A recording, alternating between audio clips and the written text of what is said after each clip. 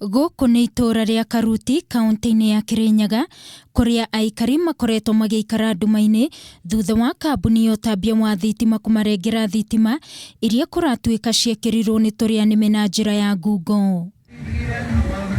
Kũringana na aikari aya, mekĩrĩirwo thitima ici mĩaka 4 mĩhĩtũku, kuria o mũndũ arĩhaga ciringi 23,000 nĩguo mekĩrĩrwo thitima, ĩndĩ ihinda rĩrĩ rĩothe matirĩ mamenya atĩ thitima ici ciekĩrirwo na njĩra ya ngungo nĩ tũrĩa nĩme arĩa mamakungirie wara.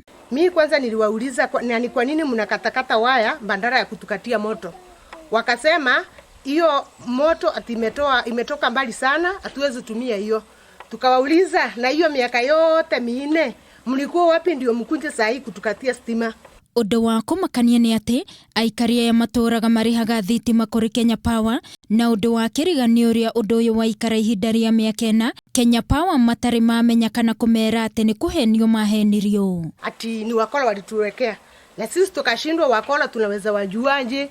Na wenye watu walituwekea walikuwa tu wamevaa viatu kama ile watu wa Kenya Stima. Kũringana na county manager wa Kenya Power Kirinyaga Patrick Ruto, ũthuthuria nĩ wambĩkĩtwo nĩguo kũmenya nĩa marutire wĩra ũyũ, amu ũyũ nĩ ũgwati mũnene kũrĩ aikari harĩ ũtambia wa thitima ũtarĩ mũhĩtũkie. Majority of the customers were conned by electricians that they were able to give them power, and they actually lost money through the same, but we are here to rectify that. Hathara ĩno ĩhutĩtie mĩciĩ 50, kũrĩa rĩu o mũciĩ ũrabatara kũrĩha ciringi 15,000 nĩguo matambĩrio thitima werũ, amu nginya ikĩngĩ na waya iria iratambĩtie thitima ici nĩ ndute rĩu.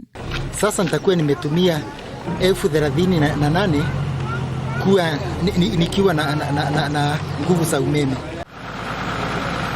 Ngĩribotera Kameme TV mohoro matũra-inĩ, niĩ njĩtagwo Wangũi wa Mũirũrĩ.